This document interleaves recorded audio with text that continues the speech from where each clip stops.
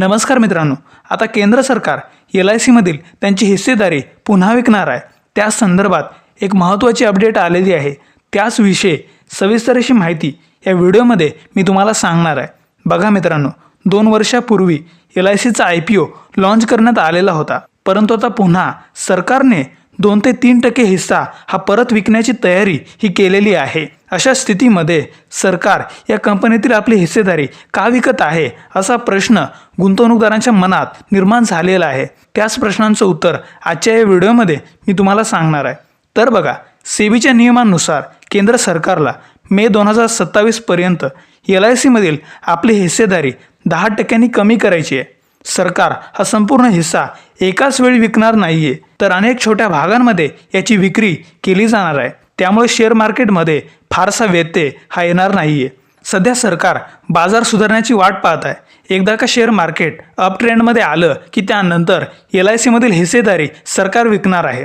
त्या संदर्भात सद्यस्थितीला आता सरकारकडे LICची एकूण हिस्सेदारी किती आहे त्याची माहिती आता आपण घेऊया।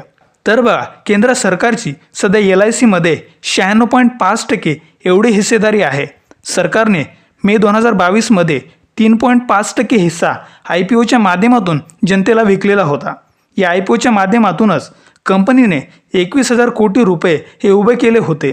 सरकार पुन्हा एकदा 3% स्टेक विकण्याच्या तयारीत आहे। यासह सरकार 9,500 कोटी ते 14,500 कोटी रुपये उभे करू शकते, असा अंदाज LICच्या सध्याच्या अंदाजे 4.8 लाख कोटी रुपयांच्या बाजार भांडवलावर आधारित सांगण्यात आलेला आहे। त्यामुळेच बघा, securities and exchange board of India SEBI यांनी सुरुवातीलाच LICला मे 2024 पर्यंत 10% किमान सार्वजनिक शेअर होल्डिंग पूर्ण करण्याचे निर्देश हे दिलेले होते। याची अंतिम मुदत ही 16 मे 2027 पर्यंत वाढवण्यात आलेली आहे, ज्यामुळे सरकारला निर्गुंतवणूक धोरण लागू करण्यासाठी अतिरिक्त वेळ हा देण्यात आलेला आहे। त्यामुळे सरकारला आता LIC मधील 6.5% हिस्सा विकावा लागेल, तर सरकार सेबीचे नियम हे पाळू शकेल। अशा स्थितीमध्ये सरकार 2 वेळेतच आपला हिस्सा 90% कमी करेल असं सांगण्यात येत आहे। LIC शेअर बाजारात लिस्ट झाल्यापासून त्याचे बाजार मूल्य